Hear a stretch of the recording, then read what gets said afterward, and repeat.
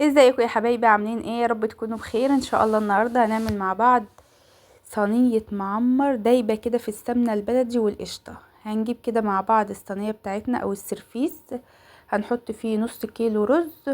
ده حوالي 600 جرام رز، اكتر من نص كده بشويه، مغسول ومنقوع. بنقعه من ربع ساعه لتلت ساعه، مش بكتر عن كده عشان اللبن برضو يشرب من اللبن. هبدأ كده احط الملح بتاعي، وهنزل بقى هنا باللبن. ده معايا كيلو لبن، هو اللبن كله طبعا هحطه، وهحط له كمان حوالي نص كوبايه ميه. هنا اهو هجيب الميه معاكم اهو، حوالي نص كوبايه ميه. هبدا بقى اقلب الملح كده مع الرز مع اللبن مع نص كوبايه الميه كده مظبوط الميه بتاعته. هبدا بقى هنا معايا القشطه دي انا مش شارياها، دي القشطه بتاعت وش اللبن. ببقى اجيب 2 كيلو واحطهم في اللبانه واحطهم في التلاجة ويباتوا محشول بقى من على وشها الخير اللي انتوا شايفينه ده. اللبن طبعا جاي من عند حد موثوق منه، لبن دسم مش لبن بتاع السوبر ماركت.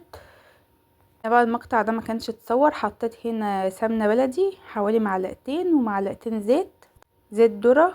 وهنا بقى كان المعمر كده جاهز، هدخله بقى على نار عاليه. هولع النار من تحت على اعلى حاجه وولع الشوايه من فوق. هنا بقى كانت البيض معانا هنبدا نسلقه، وحاجه السلطه هنعملها، والبطاطس كنت قشرتها وحطيتها في ميه بملح وخل. هنا بقى المعمر طلع الوش بتاعه جميل جدا جدا. لو انت الفرن بتاعك ما بيولعش تحت وفوق مع بعض، هتولعي فوق، اول ما ياخد لون تولعي تحت.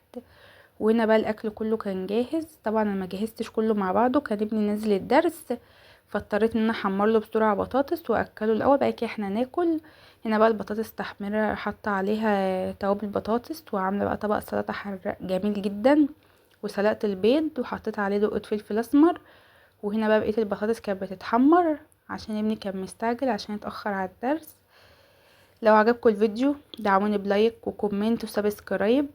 ما تنسوش بقى يا حبايب قلبي كده تصلوا على الرسول عليه افضل الصلاه والسلام. استنونا في فيديو جديد مع مطبخ سومه.